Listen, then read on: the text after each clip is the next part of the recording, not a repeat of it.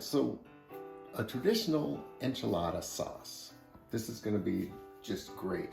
What I have here is 6 pasillas, 6 New Mexico, and 8 anchos, and 4 arbols for heat. And so what I'm going to do first of all is I'm going to toast these in a cast iron. You want the pan to be nice and hot, but you only want to toast these for like a minute on each side. You don't want to burn them because that'll turn them bitter. So just to bring out the sugars and bring out a little more of the flavors. And then I'm going to take all the seeds and stems off of these things and put them in a bowl, and I'm going to pour 4 cups of turkey broth, boiling turkey broth, over top of it. This is from our Thanksgiving turkey. We made broth out of the carcass, and I think we had like 12 cups. Yep. So we're going to be using that, and we're probably going to stuff our enchiladas with turkey, because that was also left over from Thanksgiving. So this is going to be quite the project here, and I'm just going to get started with. You just throw these things in the pan and give them about a minute on each side. And of course, you know, they're all bumpy and they don't sit right and whatever. It's fine. It's just fine. And so I'm going to deal with this, and we'll come back probably once I have all the seeds out of them. Work on the sauce some more. I said these were pasillas, but these are actually Pasilla Negro. It's a great chili for sauces. I have seeded and kind of torn these up just a little bit. I wanted to say, you know, you can use any chilies that you have. Different kinds of chilies impart different sorts of flavors. Like the anchos give you more of a big fruity flavor. The smooth skin ones, like the New Mexicos, they're a little more of a astringent flavor. And then of course the arbols to add some heat. So just, you know, experiment with it, and you'll come up with a blend of chilies that is pleasing to you. Most sauce recipes call for a blend of chilies. They don't just use one kind usually, unless that's what you're making. But so I'm going to pour 4 cups of boiling chicken broth, or in this case turkey broth, over my chilies, and then I'm going to leave this to soak for a good half hour, and then we'll get on with the adding everything into the blender, and voila, simple sauce. All right, so the peppers have been soaking now for a little over half an hour, so it's time to assemble the sauce. I have 1 onion chunked up, 2 tomatoes fresh from the greenhouse, 6 garlic cloves, and I'm going to use a teaspoon each of Mexican oregano, salt, and cumin. And that's it. This looks like it's going to be a little much for the new food processor. This will be its maiden 2 cooks video. I did use it once already to make hot sauce, and boy, we should have upgraded a long time ago. That's all I can say. It was just so much better. So I'm going to start by putting some of each of these things in here.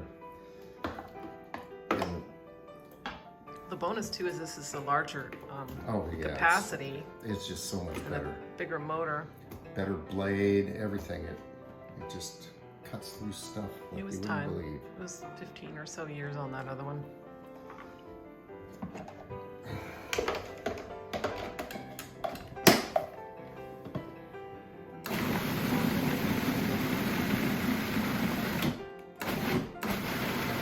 Yeah, it'll make room. Oh yeah. Now we can get the rest of this in here.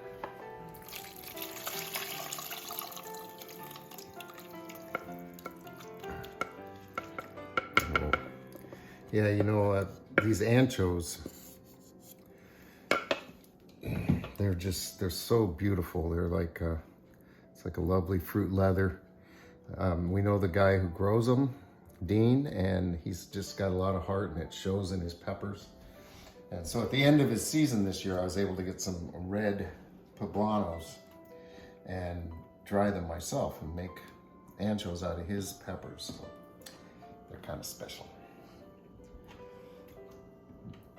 And then a teaspoon of Mexican oregano.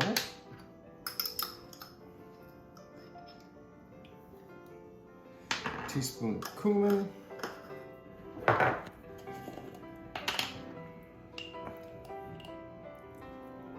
of generous on those. And a teaspoon of salt.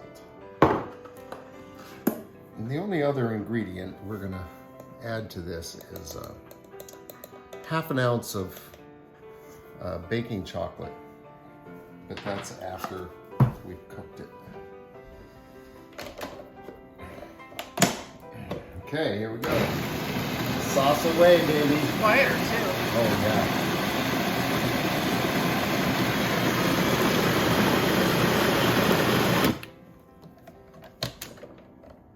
But just that long, and look at that. Is that an enchilada sauce or what? Beautiful. I'm gonna do this just a little bit more, smooth it out a little.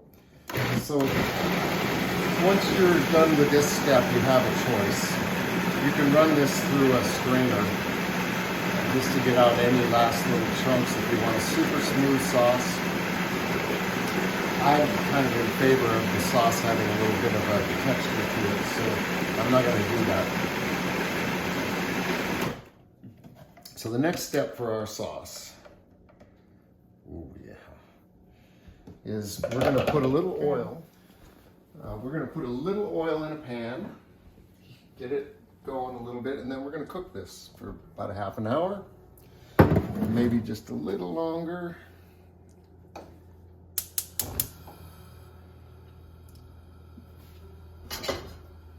Yeah, from here, it's a beautiful color. Yeah. Yeah, that's it's what I was hoping for. Yeah, I'll just go in with it.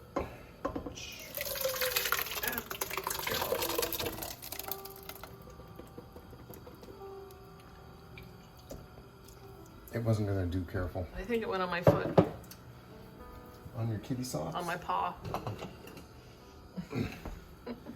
All right, so this is just gonna cook, not, I'm not gonna let it boil a lot. I'm just gonna simmer this for a good half hour. And that'll get all these flavors to meld together.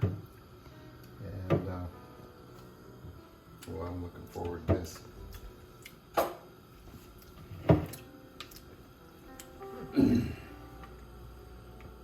And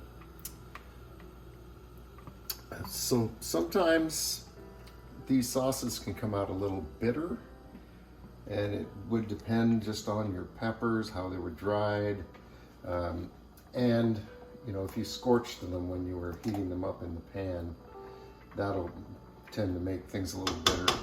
If that does happen to you, just add a little brown sugar, and it'll fix that problem. Nope, hurry, here it goes. It's a spluter. Red sauces always do that. Okay, and then I still got this so I can stir.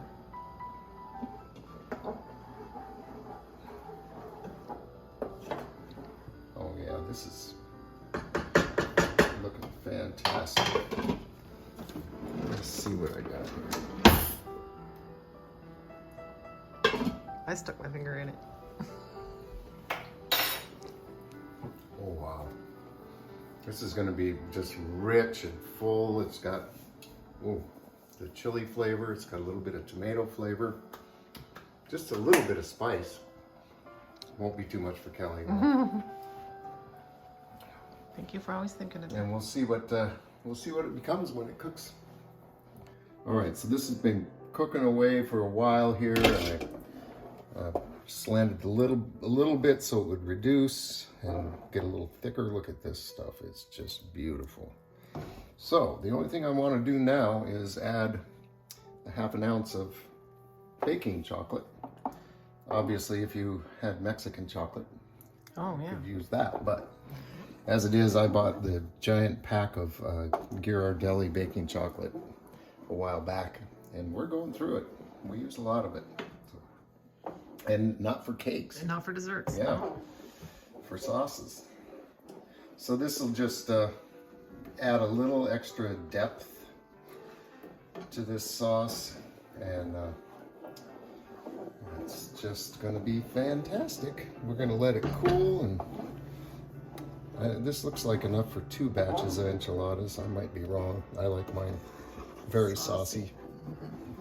But so I'm getting really a lot of fruit flavor out of this, like from the tomatoes, but I think also from the from those anchos, you know, that just were like fruit leather. So we'll let that cool, and then we'll come back when we're ready to make enchiladas. So here's our beautiful enchilada sauce. Boy, it's just really great. So thanks for watching 2 Cooks in the Kitchen, and we'll see you next time.